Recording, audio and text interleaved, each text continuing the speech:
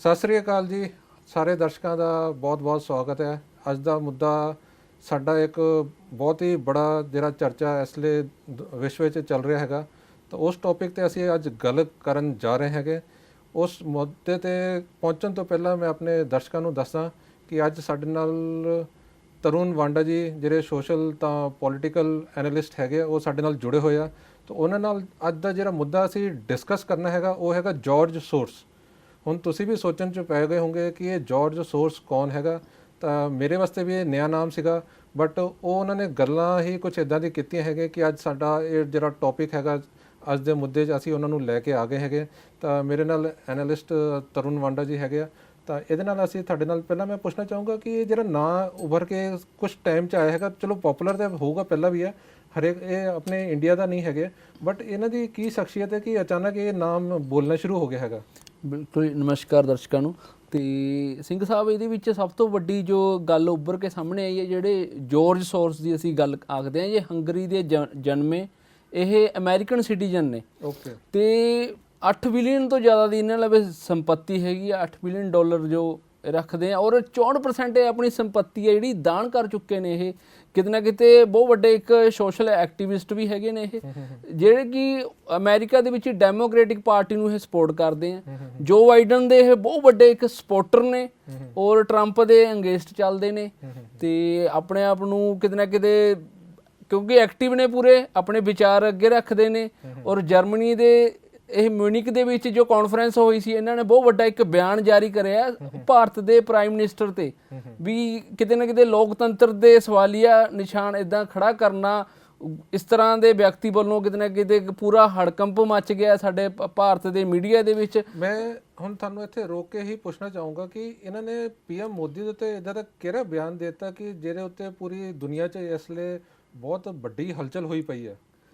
ਬਿਲਕੁਲ ਜੀ, ਕਿਤੇ ਨਾ ਕਿਤੇ ਭਾਰਤ ਇੱਕ ਮੂਲ ਰੂਪ ਦੇ ਵਿੱਚ ਲੋਕਤੰਤਰਿਕ ਦੇਸ਼ ਹੈ, ਜਿੱਥੇ ਬਹੁਤ ਵੱਡੀ ਇੱਕ ਸਟਰਕਚਰ ਤਿਆਰ ਹੈ, ਡੈਮੋਕ੍ਰੈਟਿਕ ਪ੍ਰਮੋਟ ਵੀ ਕਰਦਾ ਹੈ, ਔਰ ਉਹਦੀ ਐਗਜ਼ੀਕਿਊਸ਼ਨਸ ਵੀ ਦਿਖਦੀਆਂ। ਅੱਜ ਲੀਡਰਸ਼ਿਪ ਦੇ ਵਿੱਚ G20 ਵਰਗੇ ਸਮਿਤ ਵੀ ਹੋ ਰਿਹਾ, ਉਹਨੂੰ ਲੀਡ ਵੀ ਕਰ ਰਿਹਾ।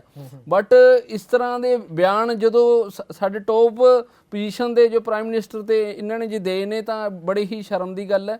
ਤੇ ਇਸ ਤਰ੍ਹਾਂ ਦੇ ਜਵਾਬ ਦੇਣਾ ਜਾਂ ਕਮੈਂਟ ਕਰਨਾ, ਇਹ ਸਾਨੂੰ ਕਿਤੇ ਨਾ ਕਿਤੇ ਇੱਕ ਜੈਲਸੀ ਫੈਕਟਰ ਵੀ ਦਿਖਦਾ, ਕਿਉਂਕਿ ਇਹ ਭਾਰਤ ਹੁਣ ਅੱਜ ਲੀਡ ਕਰਦਾ ਹਰ ਇੱਕ ਖੇਤਰ ਦੇ ਵਿੱਚ, ਆਪਣੇ ਆਪ ਨੂੰ ਅੱਗੇ ਲੈ ਕੇ ਆ ਰਿਹਾ। ਕਿਤੇ ਨਾ ਕਿਤੇ ਅਮਰੀਕਾ ਚਾਈਨਾ ਨੂੰ ਟੱਕਰ ਦੇ ਰਿਹਾ, ਕੰਪੀਟੀਸ਼ਨ 'ਚ ਆ ਗਿਆ। ਤੇ ਹੁਣ ਉਹਨਾਂ ਨੇ ਕਿਤੇ ਨਾ ਕਿਤੇ ਇਹਦਾ ਵੀ ਸਾਨੂੰ ਇੱਕ ਅੰਦਰ ਭਾਵਨਾ ਜੋ ਨਜ਼ਰ ਆਉਂਦੀ ਹੈ, ਜੋ ਕਿਤੇ ਨਾ ਕਿਤੇ ਸਾਡੀ ਬੁਨਿਆਦ ਨੂੰ, ਸਾਡੇ ਸੰਵਿਧਾਨ ਤੇ ਸਵਾਲੀਆ ਨਿਸ਼ਾਨ ਜੋ ਖੜਾ ਕਰਨ ਦੀ ਇਹ ਕੋਸ਼ਿਸ਼ਾਂ ਕਰ ਰਹੇ ਨੇ, ਇਹ ਸਾਡੇ ਲਈ ਕਿਤੇ ਨਾ ਕਿਤੇ ਸ਼ਰਮ ਦੀ ਗੱਲ ਹੈ। ਤੇ ਬਟ ਆਉਣ ਵਾਲੇ ਟਾਈਮ ਦੇ ਵਿੱਚ ਕਿਤੇ ਨਾ ਕਿਤੇ ਜੋ ਟੈਕਨੋਲੋਜੀ ਨਾਲ ਅਸੀਂ ਕਿਤੇ ਨਾ ਕਿਤੇ ਡੈਮੋਕ੍ਰੈਟਿਕ ਜੋ ਵੀ ਇਹ ਸਵਾਲੇ ਨਿਸ਼ਾਨ, ਜੇ ਮਾੜੇ ਮੋਟੇ ਕੋਈ ਕਮੀ ਪੇਸ਼ੀ ਲੱਗਦੀ ਆ, ਉਹਨੂੰ ਵੀ ਅਸੀਂ ਦਰੁਸਤ ਕਰਨ ਦੇ ਵਿੱਚ ਕਾਮਯਾਬ ਹੋ ਜਾਣੇ ਆ। ਤੇ ਕਿਤੇ ਨਾ ਕਿਤੇ ਇਹ ਸਵਾਲ ਆਏ ਦਿਨ ਪਤਾ ਹੈ ਸਾਨੂੰ ਉੱਠਦੇ ਆਏ ਨੇ। ਤੇ ਕਿਉਂਕਿ ਅੱਜ ਵਿਸ਼ਵ ਸਤਰ ਦੇ ਵਿੱਚ ਭਾਰਤ ਆਪਣੇ ਆਪ ਨੂੰ ਅੱਗੇ ਲੈ ਕੇ ਖੜਾ, ਤੇ ਇਸ ਤਰ੍ਹਾਂ ਦੀਆਂ ਕਿਤੇ ਨਾ ਕਨਸਾਈਡਸ ਕ੍ਰੀਏਟ ਕਰਨਾ, ਇਸ ਤਰ੍ਹਾਂ ਦੀ ਮੈਨੀਪੂਲੇਸ਼ਨਸ ਕ੍ਰੀਏਟ ਕਰਨੀਆਂ, ਤੇ ਇਹ ਕਿਤੇ ਨਾ ਕਿਤੇ ਰਿਪੋਰਟਾਂ ਦੇ ਵਿੱਚ ਵੀ ਸਾਨੂੰ ਦੇਖਣ ਨੂੰ ਮਿਲਦੀਆਂ ਨੇ। ਤੇ ਉਹ ਸਾਡੇ ਕਿਤੇ ਨਾ ਕਿਤੇ ਉਹਦਾ ਜ਼ਿਆਦਾ ਰਿਐਕਸ਼ਨ ਸਾਨੂੰ ਲੱਗਦਾ ਨਹੀਂ ਹੋਊਗਾ। ਇਹ ਜੋ ਜੋਰ ਸੋਰਸ ਨੇ ਆਪਣਾ ਬਿਆਨ ਦਿਆ ਸਿੰਘ ਸਾਹਿਬ। ਤਾਂ ਮੈਂ ਆਪਣੇ ਦਰਸ਼ਕਾਂ ਲਈ ਪੁੱਛਣਾ ਚਾਹੂੰਗਾ, ਉਹਨਾਂ ਨੇ ਇੱਦਾਂ ਦੀ ਕਿਹੜੀ ਸਟੇਟਮੈਂਟ ਦੇ ਦਿੱਤੀ ਕਿ ਇਹ ਪੀਐਮ ਮੋਦੀ ਤੱਕ ਸਾਰੀਆਂ ਕੁਰਸੀਆਂ ਇੱਥੇ ਹਿੱਲੀਆਂ ਹੈਗੀਆਂ, ਹੋਰ ਵੀ ਪਾਰਟੀਆਂ ਦੇ ਬੜੇ ਰਿਐਕਸ਼ਨ ਆਏ ਆ, ਉਹਨਾਂ ਦੀ ਇੱਦਾਂ ਦੀ ਕਿਹੜੀ ਸਟੇਟਮੈਂਟ ਉਹਨਾਂ ਨੇ ਪਰਸਨਲ ਕਹੀ ਸੀ ਜਾਂ ਕੀ ਐਲੈਬੋਰੇਸ਼ਨ ਕੀ ਸੀਗਾ ਉਹਨਾਂ ਦਾ? ਨਹੀਂ, ਇਹ ਕਾਨਫਰੰਸ ਦੇ ਵਿੱਚ ਜਰਮਨੀ ਦੇ ਵਿੱਚ ਕਾਨਫਰੰਸ ਦੇ ਵਿੱਚ ਕਿਹਾ, ਜਿੱਥੇ ਆਲਰੇਡੀ ਇਸ ਤਰ੍ਹਾਂ ਦੇ ਕਈ ਏਜੰਡਿਆਂ ਦੇ ਵਿੱਚ ਇਹ ਸ਼ਾਮਿਲ ਹੁੰਦੇ, ਸਮਿਤਾਂ ਦੇ ਵਿੱਚ ਸ਼ਾਮਿਲ ਹੁੰਦੇ ਨੇ। ਜੋਰ ਸੋਰਸ ਜੋ ਹੈਗੇ ਨੇ, ਜਿਹੜੇ ਆਪਣੇ ਕਿਤੇ ਨਾ ਕਿਤੇ ਕਈ ਇੱਕ ਚੀਜ਼ ਹੋਰ ਪੁੱਛਣਾ ਚਾਹੂੰਗਾ ਕਿ ਜਾਰਜ ਸੋਰਸ ਤਾਂ ਚਲੋ ਜਰਮਨ ਬੋਰਨ ਹੈਗੇ, ਰਹਿੰਦੇ ਨਹੀਂ, ਹੰਗਰੀ ਬੋਰਨ ਨੇ, ਅਮਰੀਕਨ ਸਿਟੀਜ਼ਨ ਨੇ, ਇਹ ਅਮਰੀਕਨ ਸਿਟੀਜ਼ਨ ਹੈ। ਤਾਂ ਜਿਹੜੀ ਕਾਨਫਰੰਸ ਜਿਹੜੀ ਲਾਸਟ ਹੋਈ ਸੀ ਜਰਮਨ 'ਚ ਹੋਈ ਸੀ। ਹਾਂਜੀ। ਤਾਂ ਉੱਥੇ ਜਾ ਕੇ ਇੰਡੀਆ ਵਿੱਚੋਂ ਦੀ ਕਿੱਥੋਂ ਦੀ ਆ ਕੇ ਵਿੱਚ ਫਸ ਗਿਆ। ਉੱਥੇ ਜਦੋਂ ਮਲਟੀਨੈਸ਼ਨਲ, ਜੋ ਬਾਹਰਲੀਆਂ ਜਿੰਨੀਆਂ ਵੀ ਮਲਟੀ ਨੇਸ਼ਨਸ ਜਦੋਂ ਸਮਿਤ ਹੁੰਦੇ ਨੇ, ਜਿੱਥੇ ਕਾਨਫਰੰਸ ਹੁੰਦੀਆਂ, ਉੱਥੇ ਅੱਡ ਚਾਹੇ ਉਹ ਪੋਲੀਟੀਕਲ ਮੁੱਦਾ ਹੈ, ਚਾਹੇ ਉਹ ਸੋਸ਼ਲ ਮੁੱਦਾ ਹੈ, ਕਈ NGO ਸੰਸਥਾਵਾਂ ਦੇ ਵਿਚਾਰ ਲਏ ਜਾਂਦੇ ਨੇ, ਕਿਉਂਕਿ ਖੁਦ ਇਹ ਫਾਊਂਡੇਸ਼ਨਸ ਚਲਾਉਂਦੇ ਨੇ, NGO ਸੰਸਥਾਵਾਂ ਚਲਾਉਂਦੇ ਨੇ, ਜਿੱਥੇ ਕਿਤੇ ਨਾ ਕਿਤੇ ਮੂਲ ਰੂਪ ਦੇ ਵਿੱਚ ਇਨਸਾਨੀਅਤ ਨੂੰ ਅੱਗੇ ਰੱਖਦੇ ਨੇ। ਮੂਲ ਰੂਪ ਦੇ ਵਿੱਚ ਕਿਤੇ ਨਾ ਕਿਤੇ ਡੈਮੋਕ੍ਰੇਟਿਕ ਲੋਕ ਹਿੱਤ ਗੱਲ ਕਰਨ ਦੀ ਕੋਸ਼ਿਸ਼ ਕਰਦੇ ਆ, ਲੋਕਤੰਤਰ ਨੂੰ ਮਜ਼ਬੂਤ ਕਰਨ ਦੀ ਕੋਸ਼ਿਸ਼ ਕਰਦੇ ਆ, ਔਰ ਤਾਨਾਸ਼ਾਹ ਦੇ ਇਹ ਖਿਲਾਫ ਨੇ। 100 ਮਿਲੀਅਨ ਤੋਂ ਜ਼ਿਆਦਾ ਇਹਨਾਂ ਦਾ ਫਾਊਂਡੇਸ਼ਨ ਹੈ ਜੋ ਜਿਹਦੇ ਤਾਨਾਸ਼ਾਹ ਨੂੰ ਕੁਚਲਣ ਲਈ ਇਹਨਾਂ ਨੇ ਜਾਰੀ ਕਰਿਆ ਹੋਇਆ ਫੰਡ। ਉਹ ਇੱਕ ਹਿਊਜ ਹਿੰਡ ਫੰਡ ਵੀ ਚਲਾਉਂਦੇ ਨੇ, ਇਨਵੈਸਟ ਵੀ ਕਰਵਾਉਂਦੇ ਨੇ ਇਹ ਉਹਦੇ ਦੇ ਵਿੱਚ। ਤੇ ਇਸ ਤਰ੍ਹਾਂ ਦੀਆਂ ਬਹੁਤ ਅੱਡ ਅੱਡ ਸੰਸਥਾਵਾਂ ਇਹਨਾਂ ਨੇ ਫਾਊਂਡੇਸ਼ਨਾਂ ਖੜੀਆਂ ਕਰੀਆਂ ਹੋਈਆਂ। ਇਹਨਾਂ ਦਾ ਕਹਿਣਾ ਹੈ ਕਿ ਇਹ ਲੋਕਤੰਤਰ ਨੂੰ ਕਿਤੇ ਨਾ ਕਿਤੇ ਆਲ ਓਵਰ ਦੁਨੀਆ ਦੇ ਵਿੱਚ ਦੇਖਣਾ ਚਾਹੁੰਦੇ ਨੇ। ਉਹ ਆਪਣੀ ਵਿਚਾਰਧਾਰਾ ਦੇ ਨਾਲ ਕਿਤੇ ਨਾ ਜੋ ਵੀ ਇਹਨਾਂ ਨੂੰ ਮੀਡੀਆ ਰਾਹੀਂ ਓਬਜ਼ਰਵੇਸ਼ਨਸ ਆਈਆਂ ਨੇ ਉਹਨਾਂ ਨੇ ਇਹਦੇ ਟਿੱਕਾ ਟਿੱਪਣੀ ਕਰੀ ਹੈ। ਹਾਲਾਂਕਿ ਇਸ ਤਰ੍ਹਾਂ ਦੀ ਟਿੱਕਾ ਟਿੱਪਣੀ ਤੇ ਜਵਾਬ ਜੋ ਬਣਦਾ ਸੀ ਔਰ ਕੇਂਦਰ ਨੇ ਇਹ ਤੇ ਸਖਤ ਰੁਖ ਹੈ ਜੋ ਲਿਆ, ਉਹਨਾਂ ਨੇ ਆਪਣਾ ਜਵਾਬ ਵੀ ਮੀਡੀਆ ਰਾਹੀਂ ਕਿਤੇ ਨਾ ਕਿਤੇ ਉਹਨਾਂ ਨੂੰ ਦੇਣ ਦੀ ਕੋਸ਼ਿਸ਼ ਕਰੀ ਹੈ। ਤਾਂ ਮੇਰਾ ਅਗਲਾ ਸਵਾਲ ਹੈਗਾ ਕਿ ਇਹਨਾਂ ਨੇ ਤਾਂ ਚਲੋ ਪਹਿਲਾ ਹਮਲਾ PM ਮੋਦੀ ਤੇ ਕੀਤਾ, ਉਹਦੇ ਨਾਲ ਇਹਨਾਂ ਨੇ ਹਿਡਨਬਰਗ ਦੀ ਜਿਹੜੀ ਰਿਪੋਰਟ ਆਈ ਸੀ ਤਾਂ ਉਹ ਅਡਾਨੀ ਨਾਲ ਜੁੜਿਆ ਸੀ, ਉਹਨੂੰ ਵੀ ਵਿੱਚ ਹੀ ਲਪੇਟ ਕੇ ਉਹਨਾਂ ਨੂੰ ਵੀ ਸਾਰਾ ਇੱਕਦਮ ਘੁਮਾ ਕੇ ਰੱਖ ਦਿੱਤਾ ਹੈਗਾ। ਤੇ ਇਹ ਕਰਨਾ ਕੀ ਚਾਹੁੰਦੇ ਹੈਗੇ ਇਹਨਾਂ ਦਾ? ਬਿਲਕੁਲ ਜੀ, ਦੇਖੋ ਹਿਡਨ ਦੀ ਜੋ ਰਿਪੋਰਟ ਸੀਗੀ ਉਹ ਅਡਾਨੀ ਦੇ ਜੋ ਸ਼ੇਅਰ ਮਾਰਕੀਟ ਦੀ ਜੋ ਗੱਲ ਆਖਦੇ ਨੇ, ਇੱਕ ਪਾਸੇ ਇਹ ਬਿਆਨ ਦੇ ਰਹੇ ਨੇ ਜ਼ੋਰ ਸੋਰਸ ਅਡਾਨੀ ਤੇ, ਇੱਕ ਪਾਸੇ ਇਹਨਾਂ ਦੀ ਜੋ ਨਿਊਜ਼ਪੇਪਰ ਨੇ ਸਟਰੀਟ ਨਿਊਜ਼ ਪੇਪਰ ਜੋ ਅਮਰੀਕਾ ਦੇ ਵਿੱਚ ਚੱਲ ਰਿਹਾ ਉਹ ਅਡਾਨੀ ਦੀ ਹਾਲਾਤ ਹੈ ਜੋ ਕਿਤੇ ਨਾ ਕਿਤੇ ਸੁਧਰਦੇ ਨਜ਼ਰ ਆ ਰਹੇ। ਰੀਪੇਮੈਂਟਸ ਦੀ ਗੱਲ ਕਰਦੇ ਨੇ ਕਿਤੇ ਨਾ ਕਿਤੇ, ਕਿਉਂਕਿ ਭਾਰਤ ਦੇ ਵਿੱਚ ਕਾਰਪੋਰੇਟ ਅਦਾਰੇ ਨੂੰ ਇੱਕ ਨਾਲ ਮਜ਼ਬੂਤੀ ਨਾਲ ਖੜਾ ਕਰਕੇ ਇਕਨੋਮਿਕਲੀ ਅਸੀਂ ਸਟਰੋਂਗ ਹੋ ਰਹੇ ਹਾਂ। ਅੱਜ ਵਿਸ਼ਵ ਦੇ ਵਿੱਚ ਅਸੀਂ ਵੀ ਉਸ ਕਗਾਰ ਤੇ ਖੜੇ ਹੋ ਗਏ ਹਾਂ ਜਿੱਥੇ ਅਸੀਂ ਚੈਲੰਜ ਕਰ ਸਕਦੇ ਹਾਂ, ਜਿੱਥੇ ਸਾਡੀ ਡਿਪੈਂਡੈਂਸੀ ਖਤਮ ਹੋ ਰਹੀ ਹੈ। ਅੱਜ ਅਸੀਂ ਇੰਡੀਪੈਂਡੈਂਟ ਹੋ ਰਹੇ ਹਾਂ, ਆਤਮ ਨਿਰਭਰ ਭਾਰਤ ਕੰਨੀ ਵਧ ਰਹੇ ਹਾਂ। ਜੇ ਆਤਮ ਨਿਰਭਰ ਭਾਰਤ ਕੰਨੀ ਵਧਣ ਲਈ ਜੇ ਅਸੀਂ ਕਾਰਪੋਰੇਟ ਅਦਾਰਿਆਂ ਨਾਲ ਟਾਈ ਅਪ ਕਰਕੇ ਅਸੀਂ ਇੰਡਸਟਰੀਜ਼ ਨੂੰ ਔਰ ਖੇਤਰ ਨੂੰ ਡਿਵੈਲਪ ਕਰਨ ਲਈ ਅਸੀਂ ਯੋਜਨਾਵਾਂ ਨੂੰ ਲਾਗੂ ਕਰਾਉਂਦੇ ਹਾਂ ਤਾਂ ਇਹਦੇ ਵਿੱਚ ਹਰਜ ਕੀ ਆ?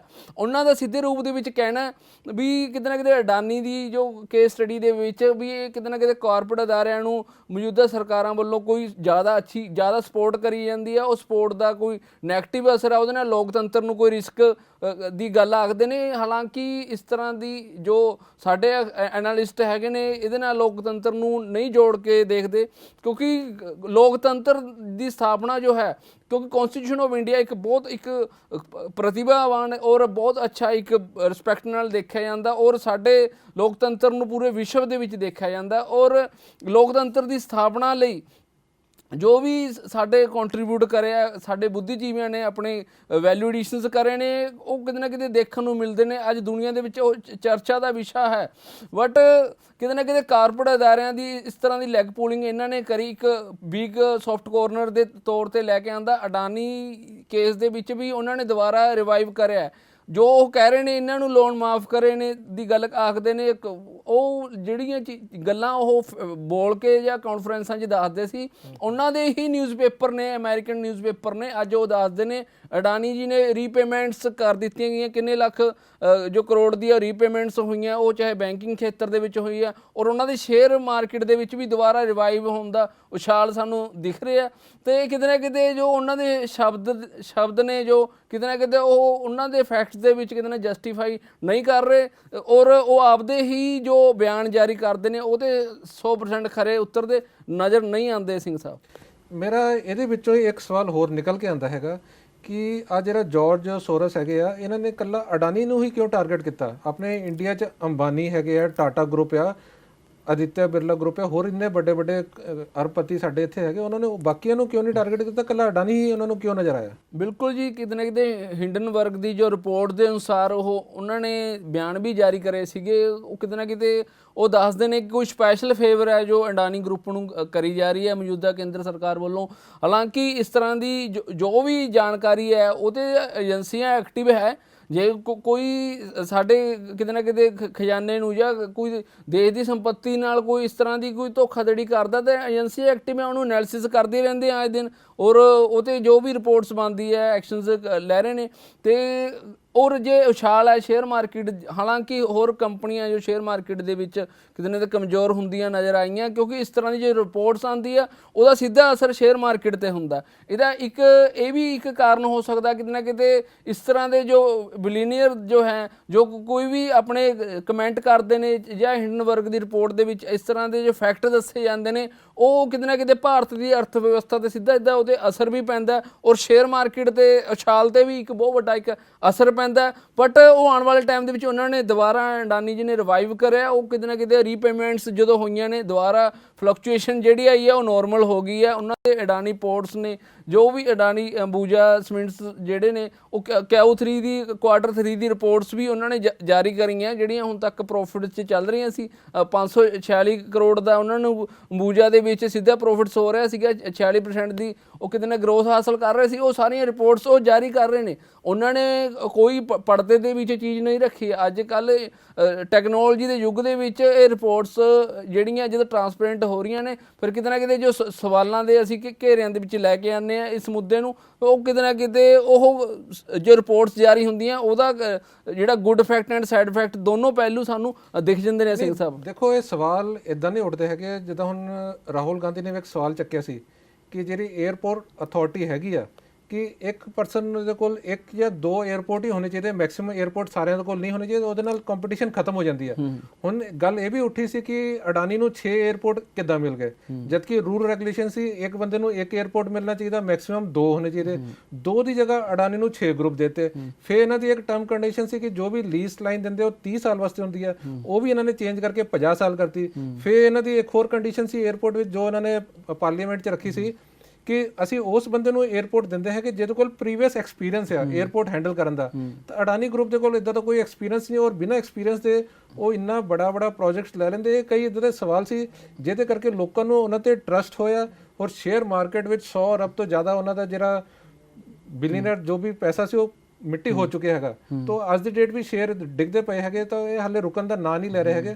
ਤੇ ਇਹਦੇ ਬਾਰੇ ਤੁਸੀਂ ਕੀ ਕਹਿਣਾ ਚਾਹੋਗੇ? ਬਿਲਕੁਲ ਜੀ, ਇਹਨੂੰ ਕਹਿੰਦੇ ਨੇ ਸਿੰਘ ਸਾਹਿਬ ਇਨਸਾਈਡ ਟ੍ਰੇਡਿੰਗ ਦੀ ਗੱਲ ਕਰਦੇ ਹਾਂ ਅਸੀਂ। ਇਹ ਜੋ ਫਾਈਨੈਂਸ ਐਕਸਪਰਟ ਹੈਗੇ ਆ ਉਹ ਇਹਦੇ ਵਿੱਚ ਫੈਕਟਸ ਡਾਟਾ ਉਹ ਅੱਛੀ ਤਰ੍ਹਾਂ ਸਮਝਾ ਸਕਦੇ ਆ, ਜਾਂ ਸਾਡੇ ਜੋ ਆਮ ਦਰਸ਼ਕ ਹੈਗੇ ਆ ਉਹ ਇਸ ਫਾਈਨੈਂਸ ਡਾਟਾ ਨੂੰ ਕਿਤੇ ਨਾ ਕਿਤੇ ਸਮਝਣ 'ਚ ਨਹੀਂ ਕਾਰਗਰ। ਬਟ ਇੱਕ ਮੈਂ ਮੋٹے ਤੌਰ ਤੇ ਦੱਸ ਦਿੰਦਾ, ਕਿਤੇ ਨਾ ਕਿਤੇ ਜੋ ਟ੍ਰੇਡਿੰਗ ਦੀ ਜੋ ਗੇਮ ਹੈ ਇਹ ਕਿਤੇ ਨਾ ਕਿਤੇ ਇਹ ਖੁਦ ਸਰਕਾਰਾਂ ਵੱਲੋਂ ਕਿਤੇ ਨਾ ਕਿਤੇ ਦਿਸ਼ਾ ਨਿਰਦੇਸ਼ ਨਾਲ ਚੱਲਦੇ ਆ। ਕਿਤੇ ਨਾ ਕਿਤੇ ਉਹਨਾਂ ਦੇ ਵੱਲੋਂ ਹੀ ਜੋ ਲੋਕਾਂ ਦੀ ਇਨਵੈਸਟਮੈਂਟ ਹੈ ਉਹ ਕਿਤੇ ਨਾ ਕਿਤੇ ਉਹ ਇਕਨੋਮੀ ਨੂੰ ਕਿਸ ਲੈਵਲ ਤੱਕ ਇਫੈਕਟ ਕਰ ਰਹੀ ਹੈ। ਔਰ ਜੋ ਇਸ ਤਰ੍ਹਾਂ ਦੀ ਮੈਨੂਪੂਲੇਸ਼ਨਸ ਜੋ ਅਸੀਂ ਹਿੰਡਨਬਰਗ ਰਿਪੋਰਟ ਆਉਂਦੀਆਂ ਨੇ ਜਾਂ ਬਾਹਰੀ ਤੌਰ ਤੇ ਅਸੀਂ ਦੇਖਦੇ ਹਾਂ, ਜੇ ਕੋਈ ਵੀ ਕੰਟਰੋਵਰਸੀਜ਼ ਕ੍ਰੀਏਟ ਹੋ ਜਾਂਦੀ ਆ ਆਏ ਦਿਨ ਉਹ ਸ਼ੇਅਰ ਮਾਰਕੀਟ ਦੇ ਅਸਰ ਪੈਣਾ ਹੀ ਪੈਣਾ। ਔਰ ਕਮਜ਼ੋਰ ਦਿਲ ਵਾਲਿਆਂ ਨੂੰ ਤਾਂ ਖਾਸ ਕਰਕੇ ਕਿਹਾ ਜਾਂਦਾ ਉਹ ਸ਼ੇਅਰ ਮਾਰਕੀਟ ਤੋਂ ਦੂਰ ਰਹਿਣ, ਕਿਉਂਕਿ ਇਹਦਾ ਬਹੁਤ ਵੱਡਾ ਇੱਕ ਐਨਾਲਿਸਟ ਹੈ, ਇਹਦੀ ਐਨਾਲਿਸਿਸ ਨੂੰ ਕਰਨਾ ਔਰ ਇਹਦੇ ਡਾਟੇ ਨੂੰ ਸਮਝਣਾ, ਉਹਦੀ ਫਰੇਮਿੰਗ ਨੂੰ ਅੱਗੇ ਰੱਖਣਾ, ਇਹ ਇੱਕ ਇਹਦੀ ਆਪਣੀ ਇੱਕ ਸਾਇੰਸ ਹੈਗੀ ਹੈ। ਔਰ ਆਏ ਦਿਨ ਇਹਦਾ good effect and side effect ਜੋ ਪੈਂਦਾ, ਜੋ ਕੋਈ ਵੀ ਹਲਚਲ ਜੋ ਮਾਰਕੀਟ 'ਚ ਔਰ ਇੰਟਰਨੈਸ਼ਨਲ ਲੈਵਲ ਤੇ ਇਸ ਤਰ੍ਹਾਂ ਦੀਆਂ ਜੋ ਹਿਡਨਬਰਗ ਵਰਗੀਆਂ ਜੋ ਆਪਣੀਆਂ ਕੋਈ ਵੀ ਕੈਲਕੂਲੇਸ਼ਨ ਡਾਟਾ ਅੱਗੇ ਰੱਖਦੀਆਂ ਨੇ, ਔਰ ਉਸ ਤਰ੍ਹਾਂ ਦੇ ਇੰਟਰਨੈਸ਼ਨਲ ਨਿਊਜ਼ਪੇਪਰ ਨੇ ਜੋ ਲੀਡਿੰਗ ਨਿਊਜ਼ਪੇਪਰ ਨੇ, ਅਮਰੀਕਨ ਸਟਰੀਟ ਜਿਹੜੀਆਂ ਹੈਗੀਆਂ, ਇਸ ਤਰ੍ਹਾਂ ਦੀਆਂ ਅਖਬਾਰਾਂ ਜਦੋਂ ਕੋਈ ਡਾਟਾ ਰਿਫਲੈਕਟ ਕਰ ਦਿੰਦੀਆਂ ਨੇ, ਉਹ ਕਿਤੇ ਨਾ ਕਿਤੇ ਸ਼ੇਅਰ ਮਾਰਕੀਟ ਦਾ ਉਛਾਲ ਹੈ ਉਹ ਕਿਤੇ ਨਾ ਕਿਤੇ ਮੈਨੂਪੂਲੇਟ ਹੁੰਦਾ। ਔਰ ਇਹਨਾਂ ਦਾ ਜੋ ਵੀ ਰੋਲ ਹੀ ਹੈ, ਦੇਖੋ ਇੱਕ ਰੋਲ ਹੁੰਦਾ ਉਹਨਾਂ ਦਾ ਵੀ ਕਿਤੇ ਨਾ ਕਿਤੇ ਮਾਰਕੀਟ ਨੂੰ ਹਿਲਾਉਣਾ। ਇਹਦੇ ਮਾਰਕੀਟ ਐਕਸਪਰਟ ਜੋ ਹੈ ਜਿਹੜੇ ਖੁਦ ਬਿਲੀਅਨੀਅਰ ਹੈ ਜੋ ਕਰੋੜਾਂ ਰੁਪਈਆ ਖੁਦ ਲਾਈ ਬੈਠੇ ਨੇ, ਉਹਨਾਂ ਦੀ ਕੋਸ਼ਿਸ਼ ਹੁੰਦੀ ਹੈ ਉਹਨਾਂ ਦੇ ਤਰੀਕੇ ਨਾਲ ਜਿਹੜੀ ਇਨਸਾਈਡ ਟ੍ਰੇਡਿੰਗ ਜਿਹੜੀ ਜਿਹਨੂੰ ਅਸੀਂ ਕਹਿੰਦੇ ਹਾਂ ਇਨਸਾਈਡ ਟ੍ਰੇਡਿੰਗ ਹੋ ਜੇ, ਉਹਦੇ ਵਿੱਚ ਹਲਚਲ ਪੈਦਾ ਹੋ ਜੇ ਤਾਂ ਕਿ ਉਹ ਆਪਣਾ ਮੁਨਾਫਾ ਜਿਹੜਾ ਹਾਸਲ ਕਰ ਸਕਣ। ਇਸ ਤਰ੍ਹਾਂ ਦੀਆਂ ਜੋ ਕੋਸ਼ਿਸ਼ਾਂ ਉਹ ਕਰਦੇ ਨੇ, ਆਏ ਦਿਨ ਕਰਦੇ ਰਹੇ ਨੇ। ਪਰ ਗਰਾਊਂਡ ਰਿਐਲਿਟੀ ਦੇ ਇੰਡਸਟਰੀ ਦਾ ਜੋ ਗਰੋਥ ਰੇਟ ਹੈ ਉਹਨੇ ਤਾਂ ਆਪਣੇ ਹਿਸਾਬ ਨਾਲ ਹੀ ਚੱਲਣਾ ਹੈ। ਜੋ ਵੀ ਕੈਲਕੂਲੇਸ਼ਨਸ ਅਸੀਂ ਦੇਖੋ, ਜਦੋਂ ਹੁਣ ਤੁਸੀਂ ਕਹਿ ਰਹੇ ਇਨਸਾਈਡ ਟ੍ਰੇਡਿੰਗ ਹੈ ਕਿ ਮੈਨੂੰ ਲੱਗਦਾ ਜਿਹੜੀ ਬੜੀ ਕੰਪਨੀਆਂ ਜਿਹੜੇ ਇੰਨੇ 1000 ਕਰੋੜ ਰੁਪਏ 50 ਲੱਖ ਕਰੋੜ ਰੁਪਏ ਜਿਹਨ ਇਨਵੈਸਟ ਕੀਤਾ, ਉਹ ਕਿਸੇ ਦੀ ਸਟੇਟਮੈਂਟ ਦੇ ਉੱਤੇ ਆ ਕੇ ਤੁਹਾਡੇ ਸਾਰੇ ਸ਼ੇਅਰ ਵੇਚ ਦੇਣ। ਤੁਸੀਂ ਅੱਜ ਕੋਈ ਅਮਰੀਕਾ ਦੀ ਕੰਪਨੀ 'ਚ ਇਨਵੈਸਟਮੈਂਟ ਕੀਤਾ, ਤੁਹਾਨੂੰ ਪਤਾ ਉਹ ਕੰਪਨੀ ਵਧੀਆ ਹੈ ਕਿ ਗਰਾਊਂਡ ਲੈਵਲ ਤੇ ਕੰਮ ਕਰ ਰਹੀ ਹੈ, ਕੋਈ ਵੀ ਸਟੇਟਮੈਂਟ ਕਿਸੇ ਦੇ ਦੇਣ ਤੇ ਤੁਸੀਂ ਆਪਣੇ ਸ਼ੇਅਰ ਵੇਚ ਨਹੀਂ ਲਓਗੇ। ਤੁਹਾਡੀ ਉਹ ਪਰਸਨਲ ਓਪੀਨੀਅਨ ਹੈ, ਤੁਸੀਂ ਉਹ 'ਚ ਇਨਵੈਸਟਮੈਂਟ ਰੱਖਣਾ ਹੈਗਾ ਨਹੀਂ ਰੱਖਣਾ, ਜਾਂ ਤੁਹਾਨੂੰ ਲੱਗ ਰਿਹਾ ਕਿ ਉਹਦਾ ਇਨਕਮਿੰਗ ਫਿਊਚਰ ਜਗ੍ਹਾ ਜਿਹੜੇ ਪ੍ਰੋਜੈਕਟਸ ਹੈਗੇ ਆ ਉਹ ਜਿੱਦਾਂ ਪ੍ਰੈਜ਼ੈਂਟ ਹੋਣੇ ਚਾਹੀਦੇ ਉੱਦਾਂ ਨਹੀਂ। ਜੇ ਤੁਹਾਨੂੰ ਉੱਤੇ ਸ਼ੱਕ ਪੈ ਰਿਹਾ, ਉਹ ਕੋਈ ਵੀ ਇਨਵੈਸਟਰ ਆਪਣੇ ਪੈਸੇ ਕੱਢ ਸਕਦਾ। ਹੋਰ ਦੇਖੋ ਜਿਹੜੀ ਹਿਡਨਬਰਗ ਹੈ ਉਹ ਕੋਈ ਛੋਟੀ ਮੋਟੀ ਕੰਪਨੀ ਨਹੀਂ, ਉਸ ਤੋਂ ਪਹਿਲਾਂ ਉਹ 7-8 ਰਿਪੋਰਟਾਂ ਇਦਾਂ ਦੀ ਕੱਢੀਆਂ ਹੈਗੀਆਂ। ਅੱਜ ਤੱਕ ਉਹਦਾ ਟਰੈਕ ਰਿਕਾਰਡ ਬਹੁਤ ਕਲੀਨ ਹੈਗਾ। ਉਹ ਜਦੋਂ ਵੀ ਰਿਪੋਰਟ ਪੇਸ਼ ਕਰਦੀ ਹੈ ਤਾਂ ਸਾਹਮਣੇ ਵਾਲੀ ਕੰਪਨੀ ਦਾ ਬਚਾਅ ਕੁਝ ਨਹੀਂ ਰਹਿੰਦਾ ਹੈਗਾ। ਤੇ ਕਾਫੀ ਟਾਈਮ ਬਾਅਦ ਇਹਨਾਂ ਦਾ ਨੰਬਰ ਲੱਗਿਆ ਹੈਗਾ। ਇਸ ਤੋਂ ਪਹਿਲਾਂ ਵੀ ਜੇ ਪਿਛਲੀ ਰਿਪੋਰਟਾਂ ਦੇਖੋਗੇ ਉਹਨਾਂ ਦੇ 70-80% ਸ਼ੇਅਰ ਡੁੱਬ ਗਏ ਸੀ, ਕਿਉਂਕਿ ਰਿਪੋਰਟ ਇਹ ਲੋਕਾਂ ਦੀ ਭਲਾਈ ਵਾਸਤੇ ਇਹ ਰਿਪੋਰਟ ਦਿੰਦੇ ਹੈਗੇ ਕਿ ਜਿਹੜਾ ਇਹਨਾਂ ਤੇ ਟਰਸਟ ਕਰਦੇ ਆ। ਕੋਈ ਜੇ ਫੇਕ ਰਿਪੋਰਟ ਦੇਖ ਕੇ ਤੁਸੀਂ ਕੋਈ ਜ਼ਿਆਦਾ ਦੇਰ ਚਲਾ ਨਹੀਂ ਸਕਦੇ ਕੰਪਨੀ। ਜੇ ਇੰਨੇ ਲੌਂਗ ਟਰਮ ਤੋਂ ਚਲਾ ਰਹੀ ਤਾਂ ਕੋਈ ਨਾ ਕੋਈ ਫੈਕਟਸ ਤਾਂ ਹੋਣਗੇ ਜਿਹੜਾ ਉਹਨਾਂ ਨੂੰ ਨਜ਼ਰ ਆਏ ਆ ਕਿ ਇਹਨਾਂ ਨੇ ਉਹ ਪ੍ਰੋਪਰ ਨਹੀਂ ਪੂਰੇ ਕੀਤੇ ਹੈਗੇ, ਕਿਤੇ ਨਾ ਕਿਤੇ ਤਾਂ ਲੂਪ ਹੋਲ ਹੋਊਗਾ। ਨਹੀਂ ਬਿਲਕੁਲ ਜੀ, ਦੇਖੋ ਕਰੋਨਾ ਟਾਈਮ ਦੇ ਵਿੱਚ ਪੂਰੇ ਵਿਸ਼ਵ ਸਤਰ ਦੇ ਵਿੱਚ ਹੀ ਇਕਨੋਮੀ ਸਾਡੀ ਥੱਲੇ ਆ ਗਈ ਸੀ, ਔਰ ਜਰਮਨੀ ਵਰਗੀਆਂ ਐਡੀਆਂ ਲੀਡਿੰਗ ਜੋ ਕੰਟਰੀਆਂ ਹੈਗੀਆਂ -0.6 ਤੇ ਆ ਗਈਆਂ ਸੀ GDP ਦੇ ਵਿੱਚ। ਤੇ ਜਦੋਂ ਇਸ ਤਰ੍ਹਾਂ ਦੇ ਲੈਵਲ ਦੀ ਜਦੋਂ ਸਾਨੂੰ ਪਤਾ ਵਿਸ਼ਵ ਮੰਦੀ ਜੋ ਚੱਲ ਰਹੀ ਹੈ, ਵਿਸ਼ਵ ਮੰਦੀ ਦੇ ਦੌਰ ਦੇ ਵਿੱਚ, ਔਰ ਇਸ ਤਰ੍ਹਾਂ ਦੇ ਜੋ ਰਿਪੋਰਟ ਦੇ ਵਿੱਚ ਕਿਤੇ ਨਾ ਕਿਤੇ ਜੋ ਕਮੈਂਟ ਆਉਂਦੇ ਨੇ। ਇੱਥੇ ਰੋਕ ਕੇ ਮੇਰਾ ਇੱਕ ਸਵਾਲ ਹੋਰ ਆ ਗਿਆ ਤੁਹਾਡੀ ਇਸੀ ਗੱਲ ਤੋਂ ਕਿ 2019 ਤੋਂ ਲੈ ਕੇ 2020 ਤੱਕ ਮੰਦੀ ਚੱਲ ਰਹੀ ਸੀ। ਉਸੇ ਟਾਈਮ ਤੇ ਜਦੋਂ ਸਾਰੇ ਪੂਰੇ ਵਿਸ਼ਵ 'ਚ ਸਾਰੀ ਕੰਪਨੀਆਂ, ਚਾਹੇ 에ਅਰਲਾਈਨ ਆ, ਹੋਟਲ ਇੰਡਸਟਰੀ ਆ, ਸਾਰੇ ਨੈਗੇਟਿਵ ਚੱਲ ਰਹੇ ਸੀ, ਕਿਸੇ ਦੀ ਕੋਈ ਗਰੋਥ ਨਹੀਂ।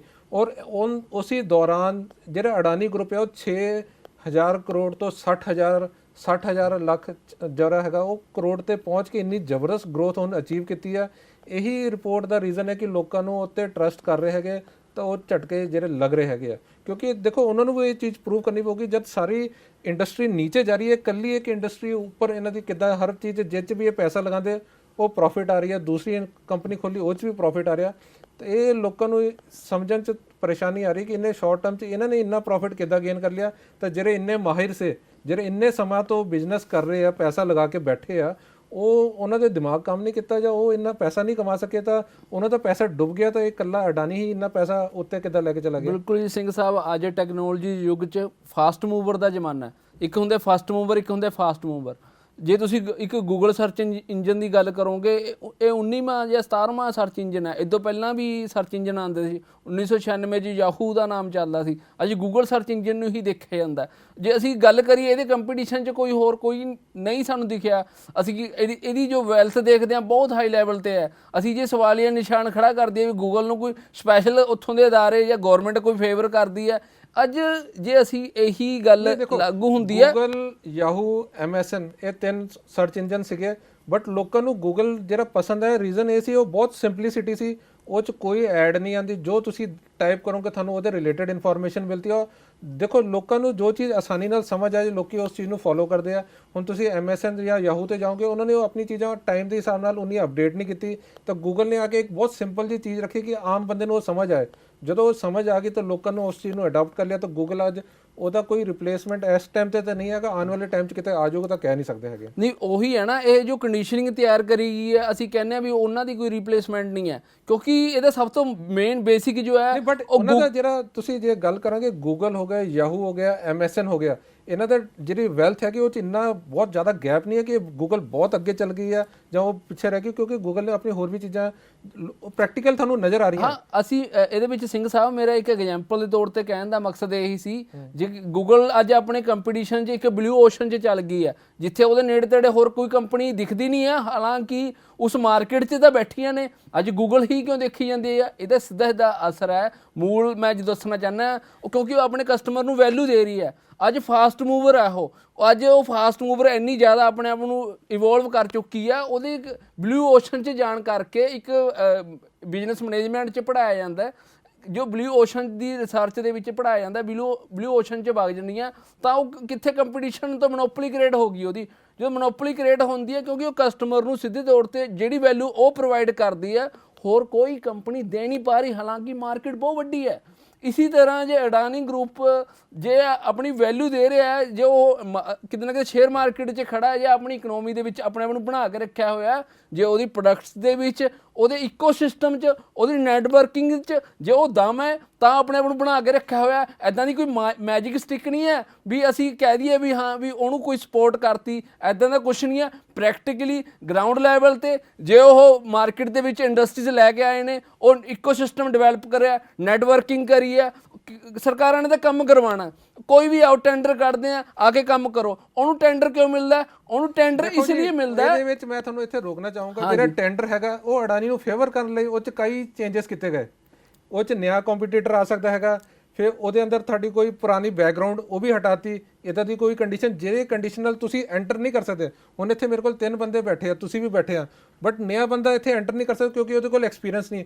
ਇੱਥੋਂ ਦੀ ਮੈਂ ਆਪਣੇ ਟੈਂਡਰ 'ਚੋਂ ਲਾਈਨ ਹੀ ਹਟਾਤੀ ਕਿ ਸਾਨੂੰ ਐਕਸਪੀਰੀਅੰਸ ਵਾਲੇ ਬੰਦੇ ਚਾਹੀਦੇ ਜਾਂ ਨਹੀਂ ਚਾਹੀਦੇ। ਤਾਂ ਉਹ ਕਈ ਚੀਜ਼ਾਂ ਇੱਦਾਂ ਮੋਡੀਫਾਈ ਹੋ ਜਾਂਦੀਆਂ, ਉਹ ਤਾਂ ਜਾਂਚ ਦਾ ਵਿਸ਼ੇ, ਆਪਾਂ ਹਾਲੇ ਇਸ 'ਤੇ ਕੋਈ ਜ਼ਿਆਦਾ ਸਵਾਲ ਨਹੀਂ ਚੱਕਦੇ। ਹੁਣ ਦੂਸਰੀ ਗੱਲ, ਜਿੱਦਾਂ ਤੁਸੀਂ ਕਹਿ ਰਹੇ ਸੀ ਕਿ ਗੂਗਲ ਹੈਗਾ, ਲੋਕੀ ਉੱਤੇ ਟਰਸਟ ਕਰਦੇ, ਤਾਂ ਉਹੀ ਗੱਲ ਮੈਂ ਕਹਿੰਦਾ, ਜੇ ਅਡਾਨੀ ਨੇ ਆਪਣਾ ਕੋਈ ਕੰਮ ਸ਼ੁਰੂ ਕੀਤਾ, ਲੋਕਾਂ ਨੂੰ ਜੇ ਉੱਤੇ ਟਰਸਟ ਸੀਗਾ ਤਾਂ ਉਹਦੇ ਨਾਲ ਰਹਿੰਦੇ। ਜੇ ਉਹ ਟਰਸਟ ਟੁੱਟੇ ਹੈਗਾ, ਲੋਕਾਂ ਨੂੰ ਵਿਸ਼ਵਾਸ ਨਹੀਂ ਹੈਗਾ ਕਿ ਇਹ ਉੱਦਾਂ ਦੇ ਕੰਮ ਕਰਨਗੇ, ਤਾਂ ਹੀ ਲੋਕਾਂ ਨੇ ਆਪਣਾ ਪੈਸਾ ਖਿੱਚ ਲਿਆ।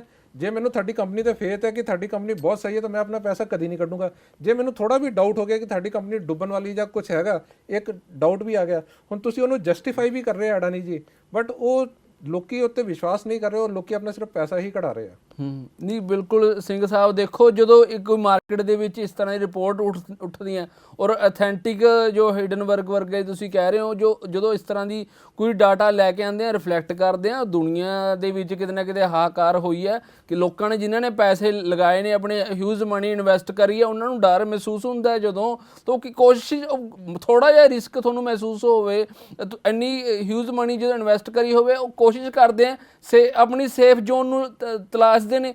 ਤਾਂ ਇਹਦੇ ਵਿੱਚ ਜੇ ਉਹ ਸੇਫ ਜ਼ੋਨ ਨੂੰ ਤਲਾਸ਼ਦੇ ਨੇ, ਇਹਦੇ ਵਿੱਚ ਅਸੀਂ ਕੰਪਨੀ ਨੂੰ ਨਹੀਂ ਨਾ ਕਹਿ ਸਕਦੇ ਵੀ ਉਹ ਕੰਪਨੀ ਡਿਫਾਲਟਰ ਹੋ ਗਈ ਹੈ। ਇਹ ਤਾਂ ਇੱਕ ਮਾਰਕੀਟਿੰਗ ਟ੍ਰੈਂਡ ਹੈ, ਜੇ ਤੁਸੀਂ ਟ੍ਰੈਂਡ ਦੇਖੋਗੇ ਉਛਾਲ ਆਣੇ ਨੇ। ਨਹੀਂ ਦੇਖੋ, ਇਹ 'ਚ ਮੈਂ ਤੁਹਾਨੂੰ ਰੋਕੂੰਗਾ। ਸਪੋਜ਼ ਕਰੋ ਸਾਡੇ ਕੋਲ ਇੱਕ ਪੈਨ ਹੈਗਾ, ਇਸ ਪੈਨ ਦੀ ਕੀਮਤ 100 ਰੁਪਏ ਆ, ਤੁਸੀਂ ਇਹਨੂੰ ਕਦੀ ਵੀ ਵੇਚੋਗੇ ਤੁਹਾਨੂੰ ਘੱਟ ਤੋਂ ਘੱਟ ਇਹਦੇ 100 ਰੁਪਏ ਤਾਂ ਮਿਲਣੇ ਆ। ਬਟ ਜੇ ਕਹੋ ਕਿ ਇਹ ਪੈਨ ਹੁਣ ਮਾਰਕੀਟ 'ਚ ਇਹਦੀ 1 ਲੱਖ ਰੁਪਏ ਕੀਮਤ ਹੋ ਗਈ ਆ, ਸਾਰਿਆਂ ਨੇ ਪੈਨ ਦੇ ਸ਼ੇਅਰ ਲੈ ਲਏ ਆ, ਕੱਲ ਉਹ ਲੋਕੀ ਅਗਰ ਉਹ ਵੇਚਣ ਵੀ ਜਾਣਗੇ ਤਾਂ ਪੈਨ 1 ਲੱਖ ਦਾ ਨਹੀਂ ਵਿਕੂਗਾ, ਕਿਉਂਕਿ ਇਹਦੀ ਐਕਚੁਅਲ ਕੀਮਤ ਹੀ 100 ਰੁਪਏ ਆ। ਤਾਂ ਤੁਸੀਂ ਕਹੋਗੇ ਮੈਂ ਹਰੇਕ ਬੰਦੇ ਨੇ ਜੇ 10-10 ਹਜ਼ਾਰ ਜਾਂ 1-10 ਲੱਖ ਰੁਪਏ ਦਾ ਵੇਚਣਾ ਹੈ ਸ਼ੇਅਰ, ਉਹ ਸ਼ੇਅਰ ਵਿਕੂਗਾ ਹੀ ਨਹੀਂ। ਇਹ ਹਵਾ 'ਚ ਹੀ ਗੱਲਾਂ ਹੋ ਕੇ ਉਹਦੀ ਜਿਹੜੀ ਕੀਮਤ ਹੈ ਇੰਨੀ ਉੱਤੇ ਚਲੀ ਗਈ ਆ ਕਿ ਲੋਕਾਂ ਨੂੰ ਉੱਤੇ ਟਰਸਟ ਨਹੀਂ ਰੱਖੇ ਕਿ ਕੱਲ ਅਸੀਂ ਫਸ ਸਕਦੇ ਹਾਂ, ਕਿ ਸਾਡਾ ਪੈਸਾ ਉਹ 'ਚੋਂ ਨਿਕਲੂਗਾ ਜਾਂ ਨਹੀਂ ਨਿਕਲੂਗਾ।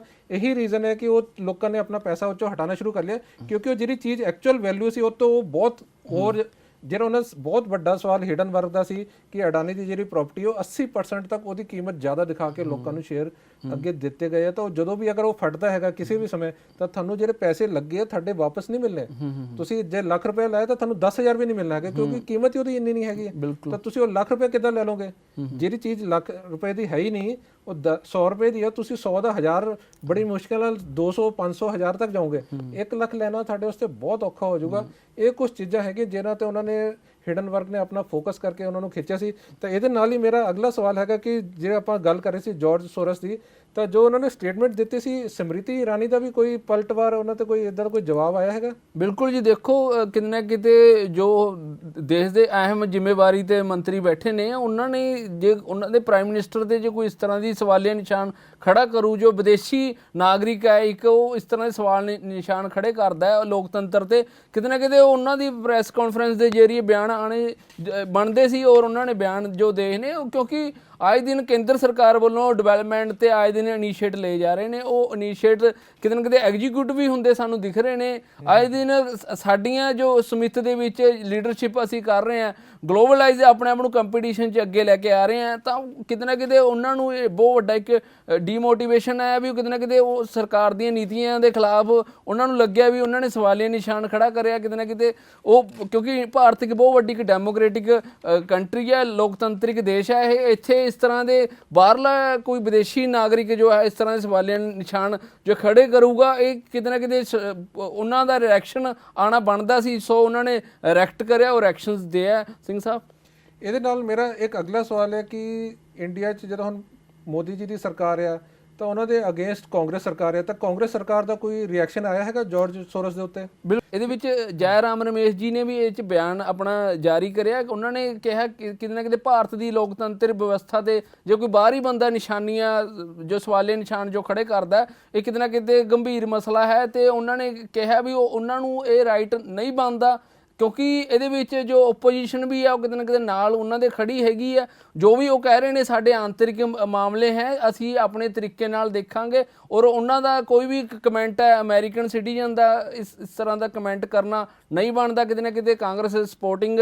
ਕਿਰਦਾਰ ਦੇ ਵਿੱਚ ਆ ਗਈ ਹੈ। ਕਿਤੇ ਨਾ ਕਿਤੇ ਦੇਸ਼ ਦੀ ਜਦੋਂ ਇੰਟਰਨੈਸ਼ਨਲ ਵਿਦੇਸ਼ ਲੈਵਲ ਤੇ ਇੰਟਰਨੈਸ਼ਨਲ ਲੈਵਲ ਤੇ ਜਦੋਂ ਗੱਲ ਹੁੰਦੀ ਆ, ਤਾਂ ਕਿਤੇ ਨਾ ਕਿਤੇ ਸਾਰੀਆਂ ਪਾਰਟੀਆਂ ਇੱਕ ਵਿਚਾਰਧਾਰਾ ਨਾਲ ਬਣੀਆਂ ਹੁੰਦੀਆਂ ਜੋ ਦੇਸ਼ ਹਿੱਤ ਦੇ ਵਿੱਚ ਉਹ ਕੰਮ ਕਰਦੀਆਂ ਨੇ। ਉਹ ਦੇਸ਼ ਹਿੱਤ ਲਈ ਆਪਣਾ ਜੋ ਵੀ ਉਹਨਾਂ ਨੂੰ ਰੋਲ ਲੱਗਿਆ ਉਹਨਾਂ ਨੇ ਉਹ ਰੋਲ ਨਿਭਾਇਆ ਔਰ ਆਪਣੀ ਜੋ ਵੀ ਬਿਆਨ ਜਿਹੜੇ ਨੇ ਰਿਐਕਸ਼ਨ ਆ ਉਹ ਜਾਰੀ ਕਰੀ ਔਰ ਰਿਐਕਸ਼ਨ ਸਾਨੂੰ ਮਿਲੀ ਹੈ ਦੇਖਣ ਨੂੰ। ਤਾਂ ਮੇਰਾ ਅਗਲਾ ਸਵਾਲ ਉੱਠਦਾ ਹੈ ਕਿ ਕੁਝ ਸਮਾਂ ਭਾਰਤ ਦਾ ਬਹੁਤ ਵਧੀਆ ਚੱਲਦਾ, ਤਰੱਕੀ ਕਰਦਾ ਹੈਗਾ, ਬਟ ਘੁੰਮ ਫਿਰ ਕੇ ਫੇਰ ਸਾਡੇ ਲੋਕਤੰਤਰ ਤੇ ਇਦਾਂ ਦੇ ਸਵਾਲ ਕਿਉਂ ਉੱਠ ਕੇ ਲੋਕੀ ਪੁੱਛਣਾ ਸ਼ੁਰੂ ਕਰ ਦਿੰਦੇ ਆ ਕਿ ਸਾਡਾ ਲੋਕਤੰਤਰ ਕਿਉਂ ਨਹੀਂ ਠੀਕ ਚੱਲ ਰਿਹਾ, ਜਦਕਿ ਅਸੀਂ ਤਾਂ ਇੱਥੇ ਬਹੁਤ ਵਧੀਆ ਚਲਾ ਰਹੇ, ਇੱਥੇ ਇੰਨੀ ਕੋਈ ਜ਼ਿਆਦਾ ਦਿੱਕਤ ਨਹੀਂ। ਬਟ ਇਹ ਜਿਹੜੇ ਫੋਰਨਰ ਜਿੰਨੇ ਵੀ ਹੈਗੇ ਅਰਬਪਤੀ ਜਾਂ ਕੁਝ ਵੀ ਹੈਗੇ, ਇਹ ਸਾਡੇ ਲੋਕਤੰਤਰ ਦੇ ਸਵਾਲ ਕਿਉਂ ਚੱਕੀ ਜਾਂਦੇ ਆ? ਦੇਖੋ ਜੀ, ਜੋ ਸਾਡੇ ਕਨਸਟੀਟਿਊਸ਼ਨ ਆਫ ਇੰਡੀਆ ਇਹਦੇ ਵਰਗੀ ਕੋਈ ਰੀਸ ਨਹੀਂ ਹੈ। ਸੰਵਿਧਾਨ ਬਹੁਤ ਹੀ ਵਧੀਆ ਬਣਾਇਆ ਗਿਆ, ਲੋਕਾਂ ਦੇ ਹਿੱਤ ਦੇ ਵਿੱਚ ਬਣਾਇਆ ਗਿਆ। ਇੱਥੇ ਸਾਡੇ ਲੋਕਾਂ ਨੇ ਇੱਕ ਸਿਸਟਮ ਇਸ ਤਰ੍ਹਾਂ ਦਾ ਤਿਆਰ ਕਰਿਆ ਗਿਆ, ਉਹਨਾਂ ਦੀ ਹੀ ਕਿਤੇ ਨਾ ਕਿਤੇ ਜ਼ਿੰਮੇਵਾਰੀ ਦੇ ਵਿੱਚ ਬਹੁਤ ਵੱਡੀਆਂ ਕਮੀਆਂ ਸਾਨੂੰ ਦੇਖਣ ਨੂੰ ਮਿਲਦੀਆਂ, ਕਿਉਂਕਿ ਲੋਕਾਂ ਨੇ ਉਸ ਤਰ੍ਹਾਂ ਦਾ ਲੀਡਰ ਚੁਣਨਾ ਹੈ, ਰਾਜਨੇਤਾ ਚੁਣਨਾ ਜਿਹੋ ਜੀ ਉਹਨਾਂ ਨੇ ਆਪਣੇ ਕੰਮ ਕਰਵਾਉਣੇ ਨੇ, ਜਿਸ ਤਰ੍ਹਾਂ ਦਾ ਮਾਹੌਲ ਉਹ ਪੈਦਾ ਕਰਨਾ ਚਾਹੁੰਦੇ ਆ। ਇਹ ਲੋਕਾਂ ਦੀਆਂ ਅਣਗਹਿਲੀਆਂ, ਲੋਕਾਂ ਦਾ ਇਨਡਿਸਿਪਲਿਨ ਜੋ ਹੈ ਉਹ ਸਾਨੂੰ ਦੇਖਣ ਨੂੰ ਜਦੋਂ ਮਿਲਦਾ ਹੈ, ਉਹ ਕਿਤੇ ਨਾ ਕਿਤੇ ਉਸ ਤਰ੍ਹਾਂ ਦੀ ਵਿਵਸਥਾ ਜੋ ਤਿਆਰ ਹੋ ਜਾਂਦੀ ਹੈ ਟਾਈਮ ਟੂ ਟਾਈਮ ਜਦੋਂ ਪੈਂਦਾ, ਉਹ ਵਿਵਸਥਾ ਤਿਆਰ ਹੋ ਜਾਂਦੀ ਹੈ। ਇਹੀ ਲੋਕ ਹੈ ਜੋ ਵਿਦੇਸ਼ ਜਾ ਕੇ ਉਹ ਡਿਸਿਪਲਿਨ ਸ਼ੋਅ ਕਰਦੇ ਨੇ। ਵਿਦੇਸ਼ ਜਾ ਕੇ ਜਦੋਂ ਪਤਾ ਜ਼ਿਆਦਾ ਫਾਈਨ ਕਰੇ ਜਾਂਦੇ ਨੇ, ਉੱਥੇ ਰੈੱਡ ਲਾਈਨ ਉੱਥੇ ਕ੍ਰੋਸ ਨਹੀਂ ਕਰਦੇ, ਉਹ ਕਿਤੇ ਨਾ ਕਿਤੇ ਜਿਹੜਾ ਰੈੱਡ ਸਿਗਨਲ ਨਹੀਂ ਕ੍ਰੋਸ ਕਰਦੇ, ਜਾਂ ਹੋਰ ਵੀ ਉੱਥੋਂ ਦੀ ਸਫਾਈ ਕਲਚਰ ਤੇ ਉੱਥੇ ਉਹ ਉਹਨਾਂ ਦਾ ਇੱਕ ਬਣਿਆ ਹੋਇਆ ਵੀ ਫਾਈਨ, ਭਾਰੀ ਫਾਈਨ ਲਗਾਏ ਜਾਂਦੇ ਆ, ਉੱਥੇ ਨਹੀਂ ਲਗਾਉਂਦੇ, ਉੱਥੇ ਨਹੀਂ ਇਸ ਤਰ੍ਹਾਂ ਦਾ ਕੋਈ ਵੀ ਗਲਤ ਕੰਮ ਕਰਦੇ। ਇੱਥੇ ਜੋ ਹੈ ਕਿਤੇ ਨਾ ਕਿਤੇ ਲੋਕਾਂ ਦੇ ਵਿੱਚ ਸਾਡੇ 'ਚ ਡਿਸਿਪਲਿਨ ਨਹੀਂ ਹੈ। ਜੇ ਅਸੀਂ ਸਵੱਛ ਅਭਿਆਨ ਦੀ ਗੱਲ ਕਰੀਏ, ਜੇ ਕੇਂਦਰ ਸਰਕਾਰ ਵੱਲੋਂ, ਸਰਕਾਰਾਂ ਵੱਲੋਂ ਆਏ ਦਿਨ ਉਪਰਾਲੇ ਕਰੇ ਜਾਂਦੇ ਆ, ਅਸੀਂ ਵੀ ਲੋਕ ਹਿੱਤ ਦੇ ਵਿੱਚ ਆਹ ਸਕੀਮਾਂ ਲੈ ਕੇ ਆਏ, ਪ੍ਰੋਜੈਕਟਸ ਲੈ ਕੇ ਆਏ ਵੀ ਭਾਈ ਤੁਸੀਂ ਥੋੜ੍ਹੀ ਬਹੁਤ ਆਪਣੇ ਅੰਦਰ ਡਿਸਿਪਲਿਨ ਲੈ ਕੇ ਆਓ, ਥੋੜ੍ਹੀ ਬਹੁਤ ਲੋਕਾਂ ਤੋਂ ਸਪੋਰਟ ਲਈ ਜਾਂਦੀ ਹੈ। ਪਰ ਲੋਕੀ ਜੋ ਹੈ ਸਾਡੇ ਆਮ ਲੋਕ ਨੇ, ਉਹ ਵਿਵਸਥਾ ਦੇ ਵਿੱਚ ਜੋ ਸਹੀ ਬਦਲਾਵ ਹੈ ਲੋਕ ਹਿੱਤ 'ਚ, ਉਹ ਕਰਨ ਨਹੀਂ ਦੇਣਾ ਚਾਹੁੰਦੇ। ਕਿਤੇ ਨਾ ਕਿਤੇ ਉਹ ਮਜਬੂਰਨ, ਕਿਤੇ ਨਾ ਕਿਤੇ ਉਹ ਵਿਵਸਥਾ ਜੋ ਲੋਕ ਹਿੱਤ ਦੀ ਬਜਾਏ ਲੋਕਾਂ ਦੇ ਹੀ ਉਲਟ ਸਾਨੂੰ ਫਿਰ ਨਜ਼ਰ ਆਉਂਦੀ ਹੈ, ਜਿਹਦਾ ਸਭ ਤੋਂ ਵੱਡਾ ਕਾਰਨ ਖੁਦ ਹੀ ਲੋਕ ਨੇ, ਉਹਨਾਂ ਦਾ ਰਹਿਣਾ ਸਹਿਣਾ, ਉਹਨਾਂ ਦੇ ਵੱਲੋਂ ਮਾਹੌਲ ਇਸ ਤਰ੍ਹਾਂ ਤਿਆਰ ਕਰਨਾ, ਇਹ ਇੱਕ ਬਹੁਤ ਵੱਡਾ ਇੱਕ ਕਾਰਨ ਹੈ। ਜਿੱਥੇ ਕਿ ਇੰਨੀ ਸਟਰੋਂਗ ਇੰਪਲੀਮੈਂਟੇਸ਼ਨ ਹੈ, ਜੋ ਲੋਕਤੰਤਰਿਕ ਸੰਵਿਧਾਨ ਸਾਡਾ ਬਣਿਆ ਹੋਇਆ, ਲੋਕ ਪੱਖੀ ਬਣਿਆ ਹੋਇਆ, ਲੋਕਾਂ ਦੁਆਰਾ ਹੀ ਕਿਤੇ ਨਾ ਕਿਤੇ ਉਹਦਾ ਘਾਣ ਹੈ ਜਿਹੜਾ ਕੀਤਾ ਸਾਨੂੰ ਨਜ਼ਰ ਆਉਂਦਾ। ਫਿਰ ਸਾਨੂੰ ਇਸ ਤਰ੍ਹਾਂ ਦੀਆਂ ਜੋ ਕਮੈਂਟਸ ਨੇ, ਜੋ ਵਿਚਾਰ ਸਾਨੂੰ ਫਿਰ ਆਏ ਦਿਨ ਸੁਣਨ ਨੂੰ ਮਿਲ ਜਾਂਦੇ ਨੇ। ਸਿੰਘ ਸਾਹਿਬ, ਮੇਰਾ ਅਗਲਾ ਸਵਾਲ ਹੈਗਾ ਕਿ ਸਾਡੇ ਜਿਹੜੇ ਭਾਰਤੀ ਜਿੰਨੇ ਵੀ ਹੈਗੇ ਇੱਥੇ ਰਹਿੰਦੇ ਆ, ਉਹ ਇੱਥੇ ਡਿਸਿਪਲਿਨ 'ਚ ਕਿਉਂ ਨਹੀਂ ਰਹਿੰਦੇ ਹੈਗੇ? ਤਾਂ ਬਾਹਰ ਜਾ ਕੇ ਉਹ ਸਡਨਲੀ ਇੰਨੇ ਪੜ੍ਹੇ ਲਿਖੇ ਤਾਂ ਇੰਨੀ ਡਿਸਿਪਲਿਨ 'ਚ ਕਿੱਦਾਂ ਚਲੇ ਜਾਂਦੇ ਆ ਕਿ ਸਾਡਾ ਲੋਕਤੰਤਰ ਇੰਨਾ ਵੀਕ ਆ, ਜਾਂ ਅਸੀਂ ਠੀਕ ਨਹੀਂ, ਜਾਂ ਇਹ 'ਚ ਕੀ ਕਮੀਆਂ ਪੇਸ਼ੀਆਂ ਹੈਗੀਆਂ ਕਿ ਲੋਕੀ ਇੱਥੇ ਉਹ ਸਾਰਾ ਕੁਝ ਕਰਨ ਨੂੰ ਤਿਆਰ ਨਹੀਂ ਹੈਗੇ। ਬਟ ਇੱਥੋਂ ਬਾਹਰ ਜਾਂਦੇ ਉਹ ਐਜੂਕੇਸ਼ਨ ਸਾਰਾ ਕੁਝ ਉਹਨਾਂ ਦੀ ਬਹੁਤ ਅਪਡੇਟ ਹੋ ਜਾਂਦੀ ਆ, ਸਾਰਾ ਕੁਝ ਤਿਆਰੀ ਵੀ ਹੋ ਜਾਂਦੀ ਆ, ਮੈਨਰਸ ਵੀ ਆ ਜਾਂਦੇ ਹੈਗੇ, ਗੱਲ ਕਰਨ ਦਾ, ਉੱਠਣ ਬੈਠਣ ਦਾ, ਗੱਡੀਆਂ ਚਲਾਉਣ ਦਾ, ਰੂਲ ਫੋਲੋ ਕਰਨ ਦਾ।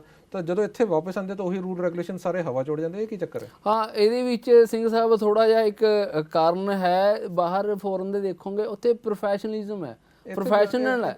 ਇੱਥੇ ਵੀ ਲੋਕ ਇਮੋਸ਼ਨਲ, ਚਲੋ ਲੋਕੀ ਤਾਂ ਛੱਡੋ, ਲੋਕੀ ਤਾਂ ਚਲੋ ਮੈਂ ਕਹਿੰਦਾ ਬਦਮਾਸ਼ ਆ, ਜੋ ਮਰਜ਼ੀ ਹੈ ਸਾਰੇ, ਆਪਾਂ ਕੋਈ ਸੁਧਾਰ ਨਹੀਂ ਸਕਦੇ। ਬਟ ਜਿਹੜਾ ਪ੍ਰਸ਼ਾਸਨ ਹੈ ਉਹ ਇਹ ਤੇ ਕਿਉਂ ਨਹੀਂ ਕੰਮ ਕਰਦਾ? ਮੈਂ ਉਹੀ ਅੱਗੇ ਰੱਖਣਾ ਚਾਹ ਰਿਹਾ ਸੀ, ਜੋ ਕਿਤੇ ਨਾ ਕਿਤੇ ਪ੍ਰਸ਼ਾਸਨ ਨੂੰ ਇੰਨੀਆਂ ਛੂਟਸ ਨਹੀਂ ਦੀਆਂ ਗਈਆਂ, ਪ੍ਰਸ਼ਾਸਨ ਦੇ ਵਿੱਚ ਆਫਿਸਰ ਸਾਹਿਬਾਨ ਨੂੰ ਇੰਨੀਆਂ ਛੂਟਸ ਨਹੀਂ ਦੇ ਗਈਆਂ, ਪੁਲਿਸ ਅਦਾਰਿਆਂ ਨੂੰ ਇੰਨੀਆਂ ਖੁੱਲ੍ਹਾ ਨਹੀਂ ਛੱਡਿਆ ਗਿਆ। ਉਹਦੇ ਵਿੱਚ ਕਿਤੇ ਨਾ ਕਿਤੇ ਜੋ ਰਾਜਨੇਤਾ ਜਿਹੜੇ ਨੇ ਸਾਡੇ ਲੀਡਰ ਸਾਹਿਬਾਨ, ਉਹਨਾਂ ਦੇ ਉੱਪਰ ਹਾਵੀ ਹੈਗੇ ਨੇ, ਅਤੇ ਕਿਤੇ ਨਾ ਕਿਤੇ ਉਹ ਆਪਣਾ ਆਏ ਦਿਨ ਆਪਣਾ ਕੰਟਰੋਲ ਉਹਨਾਂ 'ਤੇ ਕਰਨਾ ਚਾਹੁੰਦੇ ਨੇ। ਫਿਰ ਕੀ ਹੁੰਦਾ ਹੈ, ਇੱਥੇ ਭਾਰਤ ਦਾ ਇੱਕ ਕਲਚਰ ਹੈ, ਲੋਕੀ ਇੱਥੇ ਇਮੋਸ਼ਨਲ ਨੇ, ਤੇ ਉਹ ਆਪਣੇ ਨਜ਼ਦੀਕ ਇਮੋਸ਼ਨਲ ਤਾਂ ਇਹੀ ਬੰਦੇ ਬਾਹਰ ਜਾਂਦੇ ਤਾਂ ਉੱਥੇ ਜਾ ਕੇ ਇਮੋਸ਼ਨ ਖਤਮ ਹੋ ਜਾਂਦੇ। ਉੱਥੇ ਪ੍ਰੋਫੈਸ਼ਨਲਿਜ਼ਮ ਹੈ, ਇਹੀ ਮੈਂ ਸਿੰਘ ਸਾਹਿਬ ਉੱਥੇ ਪ੍ਰੋਫੈਸ਼ਨਲ ਠੀਕ ਆ।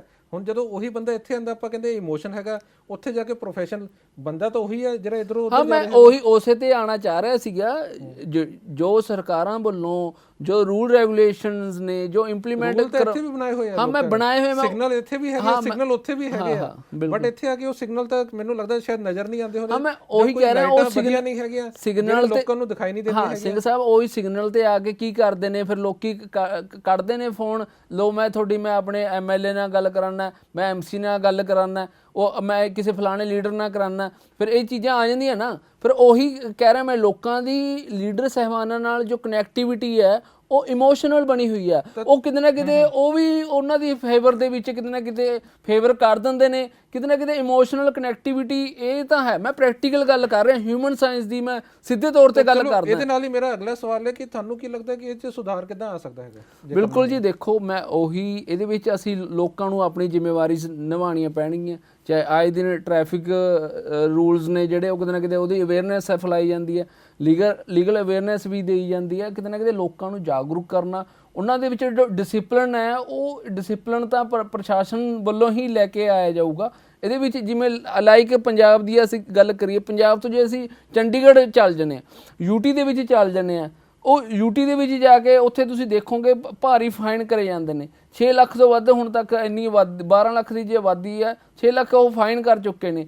ਜੇ ਇਸ ਤਰ੍ਹਾਂ ਜੇ ਉਹਨਾਂ ਨੂੰ ਪਨਿਸ਼ਮੈਂਟ ਹੋਊਗੀ, ਉਹਨਾਂ ਨੂੰ ਫਾਈਨ ਹੋਣਗੇ, ਉਹਨਾਂ ਨੂੰ ਲਵੇ ਆਟੋਮੈਟਿਕਲੀ ਉਹ ਰਿਮਾਈਂਡ ਰਹੂਗਾ ਵੀ ਹਾਂ ਵੀ ਉਸ ਏਰੀਏ ਦੇ ਵਿੱਚ ਉਹ ਰੂਲ ਰੈਗੂਲੇਸ਼ਨ ਦੀ ਜਿਹੜੀ ਤੁਸੀਂ ਗੱਲ ਆਖਦੇ ਹੋ ਉਹ 'ਤੇ ਕਿਤੇ ਨਾ ਕਿਤੇ ਸਟਿਕਨੈਸ ਹੈ ਜਿਹੜੀ ਦਿਖਾਈ ਜਾਊਗੀ। ਜਦੋਂ ਸਟਿਕਨੈਸ ਦਿਖਾਈ ਜਾਂਦੀ ਹੈ, ਉਸ ਤਰ੍ਹਾਂ ਦੇ ਆਫੀਸਰ ਸਾਹਿਬਾਨ ਜਦੋਂ ਆਪਣਾ ਰੋਲ ਅਦਾ ਕਰਦੇ ਨੇ, ਜੇ ਉਹਨਾਂ ਨੂੰ ਕੋਈ ਪੋਲੀਟੀਕਲੀ ਕੋਈ ਡਿਸਟਰਬੈਂਸ ਨਹੀਂ ਹੁੰਦੀ ਹੈ। ਸਭ ਤੋਂ ਵੱਡੀ ਗੱਲ ਜੋ ਹੈ ਪੋਲੀਟੀਕਲ ਡਿਸਟਰਬੈਂਸ ਨਾ ਹੋਣਾ।